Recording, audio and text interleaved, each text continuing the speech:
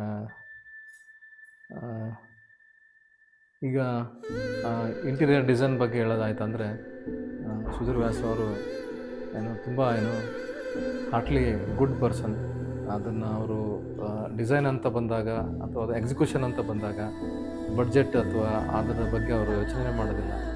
ಅವ್ರ intention is only to extract good works. So ಅದನ್ನು ಅವರು ಮಾಡ್ತಾ ಇರ್ತಾರೆ. ಎಲ್ಲೆಲ್ಲಿ ಎನ್ಹಾನ್ಸ್ಮೆಂಟ್ ಮಾಡಲಿಕ್ಕಾಗುತ್ತೋ ಅಲ್ಲಲ್ಲಿ ಕೂಡ ಕೆಲವೊಂದು ಸಲ ಬಡ್ಜೆಟಲ್ಲೂ ಕಾಂಪ್ರಮೈಸ್ ಆಗಿ ಮಾಡಿ ಎನ್ಹಾನ್ಸ್ ಮಾಡಿದ್ದಾರೆ. ತುಂಬ ಚೆನ್ನಾಗಿ ಅಚ್ಚುಕಟ್ಟಾಗಿ ಇಂಟೀರಿಯರ್ ಡಿಸೈನ್ ಮಾಡಿದ್ದಾರೆ. ಈ ಎಸ್ಪೆಷಲಿ ಸೊ ಈ ಮನೆ ಸ್ಪೇಸಿಗೆ ಏನು ಬೇಕೋ ಆ ಸ್ಪೇಸ್ ಏನು ಅವಶ್ಯಕತೆ ಇದೆಯೋ ಸೊ ಅದನ್ನು ಭಾಳ ನೀಟಾಗಿ ಕ್ಲಾಸಿಕಲ್ ಆಗಿ ಮಾಡಿಕೊಟ್ಟಿದ್ದಾರೆ. ಸೊ ಹಾಗಾಗಿ ಇವರಿಗೆ ತುಂಬ ಪೊಟೆನ್ಷಿಯಲ್ ಇದೆ. ಸೊ ಫ್ಯೂಚರ್ ಇದೆ.